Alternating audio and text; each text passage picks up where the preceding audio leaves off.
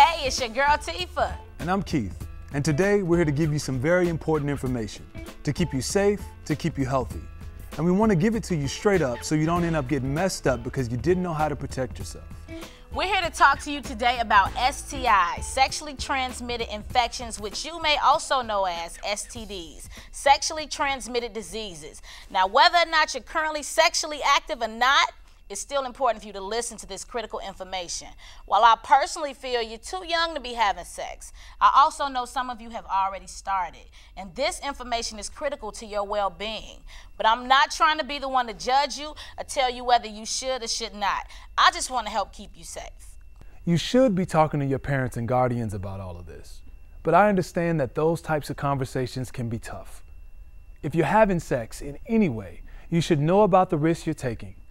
So for the next 5 or 10 minutes, watch and listen to the video Chicago Public Schools and the Chicago Department of Public Health have put together, and you'll really know what's up. Everybody's talking about HIV, and you know you can get it if you have sex with someone who has it. But there are many other diseases out there that can really hurt you, and you may not even know that you have them. Some of these infections are spreading so fast, they are already epidemics in Chicago. There are 4 basic kinds of STIs, sexually transmitted infections. They're caused by bacteria, viruses, protozoa, and parasites. All of these are tiny organisms, you can call them bugs, too small to see without a microscope. Bacterial infections include gonorrhea, also known as the clap, chlamydia, and syphilis. Virus-based infections include HIV, genital warts or human papillomavirus, HPV, herpes simplex, hepatitis B and C. The main protozoal infection is trichomoniasis or trich, and infections from parasites or pubic lice, also called crabs and scabies. STIs must be reported to the health department. While we can keep your identity secret, the cases must be reported. This must be done by whoever diagnoses the infection, by the health department or your private physician. Gonorrhea, chlamydia, syphilis, hepatitis B, and HIV/AIDS are all reportable STIs. You probably have heard about the former NBA great Magic Johnson, who has been living with HIV for many years. While he's not cured, he has been able to live a healthier life because of early treatment. But you can have HIV and not know it. So getting early treatment means getting diagnosed early. There are simple, pain-free tests available that can tell you if you have HIV. You can get testing free of charge at health department clinics, school-based health centers, and other HIV health providers across the city. In the state of Illinois, if you're 12 and older, you don't need parental consent to take the test. If you have ever participated in any form of sexual activity, especially unprotected sex, you should consider taking a test. For information on free HIV testing, call 1-800-8-AIDS. That's 1-800-243-2437. Ladies and all of the young men out there, I'm telling you now, it's not likely that someone is going to come straight out and tell you if they have any disease, especially if they don't know themselves. The only way to find out is to get tested so you can save your life. STIs affect teenagers and young adults more than any other portion of the population. Gonorrhea and chlamydia are the 2 most common STIs affecting young people in Chicago, and syphilis is on the rise. Here are the top 10 Chicago zip codes with the highest rates of gonorrhea and chlamydia.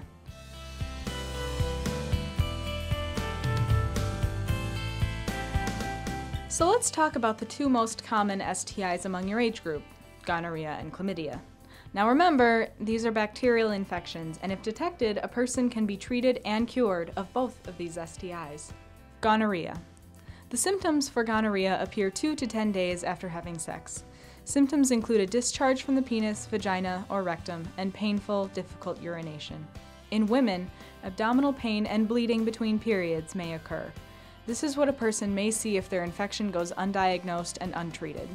Chlamydia. The symptoms for chlamydia include a burning sensation when urinating and a discharge from the penis or vagina.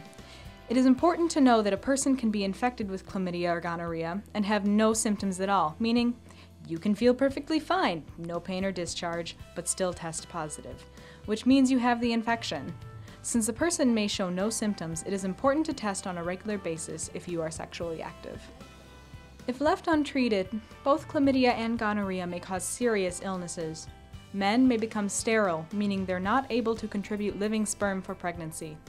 Women may develop pelvic inflammatory disease, or PID, which may cause problems with getting pregnant or carrying the pregnancy to delivery.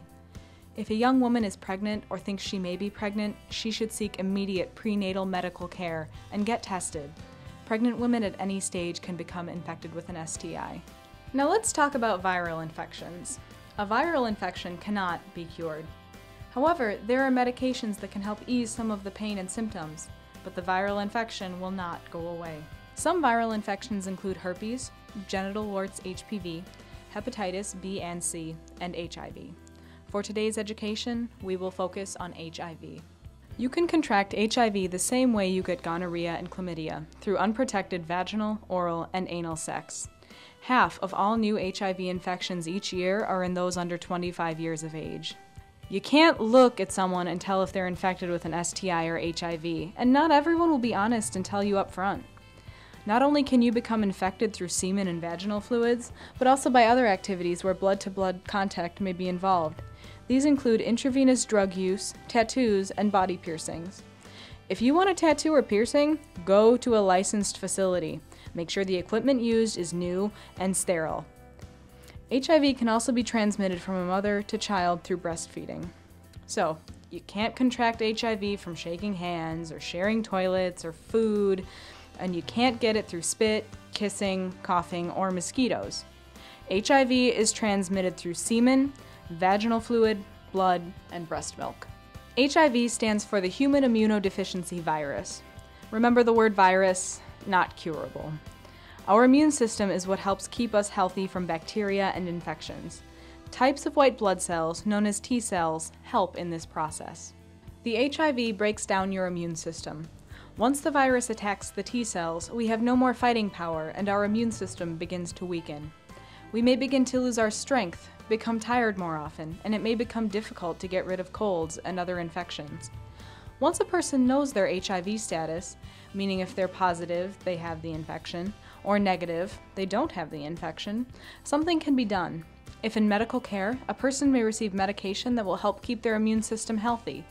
Again, HIV is not curable, so these medications will not take the infection away. Anyone who has ever been sexually active should get tested for STIs, since most of them have no signs or symptoms. Just because a person may not feel or see anything different does not mean that they are free from infection. Many young people may have some concerns when deciding to get tested, but remember, in the state of Illinois, any person aged 12 and up can consent to their own decision to test, receive treatment, and obtain other services without parental consent. The more youth that test, the more we can decrease the number of youth infected with these sexually transmitted infections, including HIV. Now that you have some information about STIs, how can you prevent them? Here are some tips. Abstinence, not having sex. This is the only 100% way not to contract an STI. Postponing sex. Waiting until a person is ready, has protection, is in a monogamous relationship, both partners have been tested. If you've already begun having sex, it's perfectly okay to stop or postpone sex until you've met all or some of these things. When you know better, you do better. Use a latex or polyurethane condom. Now the key thing here is using the condom correctly every time you have sex. It does greatly reduce your risk for obtaining or spreading sexually transmitted infections. Let's recall the facts. STIs can be transmitted through vaginal, oral, and anal sex, and condoms should be used with all of these sexual acts. A person can protect themselves during oral sex by using latex barriers like flavored condoms and dental dams, which will reduce the risk for getting an STI. Dental dams are flavored sheets of latex that are placed over the genital area. Did you know that there are female condoms as well as male condoms? Some men also use female condoms. A female condom can be used during vaginal and anal sex. You know, some young men and women say condoms are too small or they break.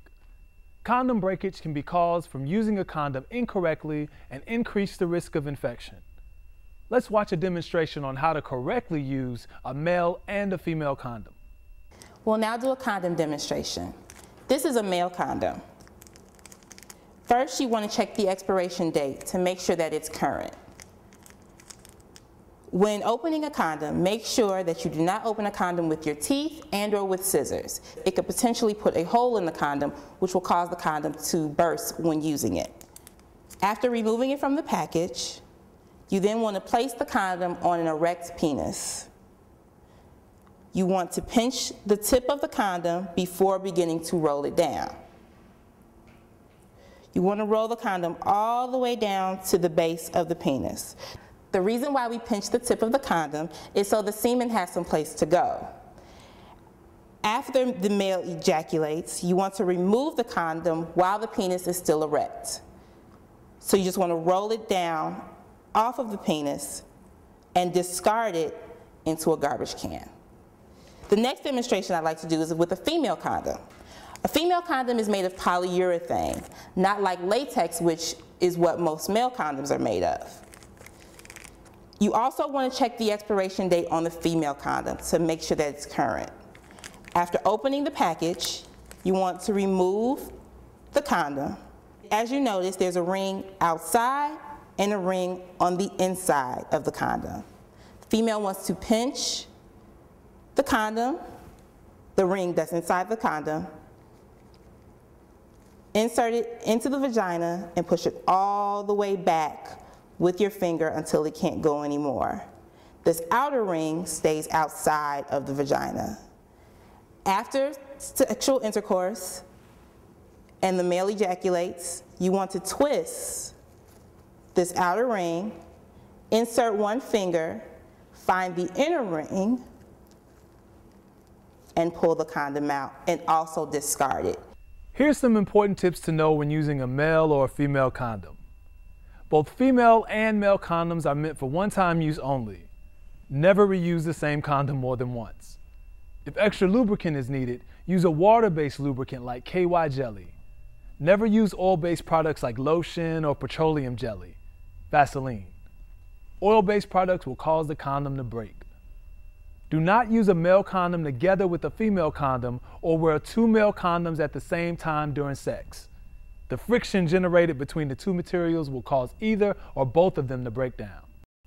That was a lot of information. And many of you may be sitting back in your chairs right now acting a little weary about what you just heard.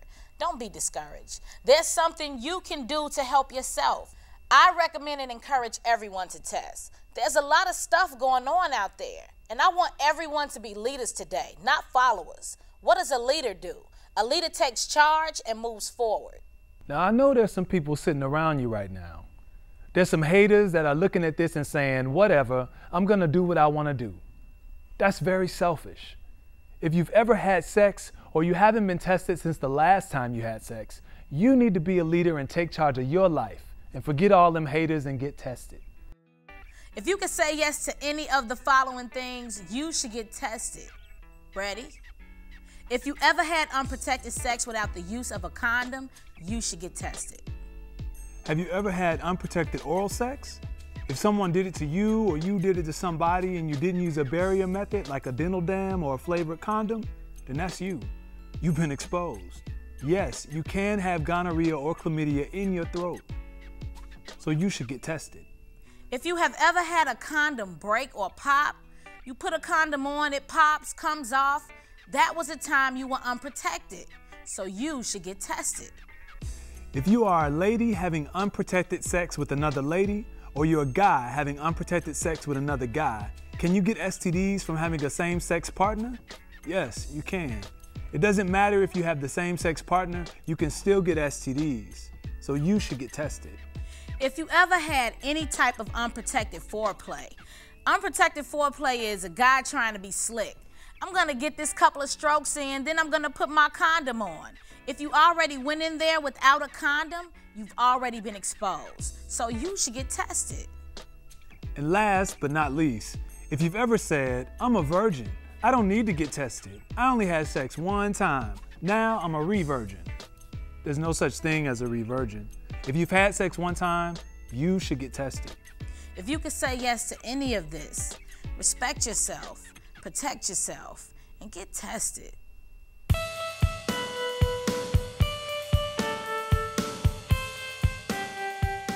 Hey friends, my name is David, and I wanted to tell you a quick story about being hopeful and hopeless. June 19, 2007, I was a hopeless individual. When I walked into my doctor's office, my doctor told me immediately when I walked into her quarters, "You are HIV positive." I didn't know what that meant. I mean, I thought it was a death sentence, but it really wasn't. That was me being in a hopeless situation. But friends, little brothers and little sisters, those who are watching, you do not have to be hopeless by not knowing your truth. Remain being a face of hope and going and get that test. STIs are very serious. They're prevalent in our community, and you need to be a face, a leader, a catalyst of hope and not hopelessness. Please, be like I am. Be a face of hope. Know your status. Know the truth. And please, by all means, be a face of hope. Who's willing and ready to take control of their life? The decision you make today will have a negative or positive impact on the rest of your life. Respect yourself, protect yourself, and get tested. Where my leaders at? The first and best way to respect and protect yourself is to abstain from sex. That's right, you can make a decision not to have sex. Just say no.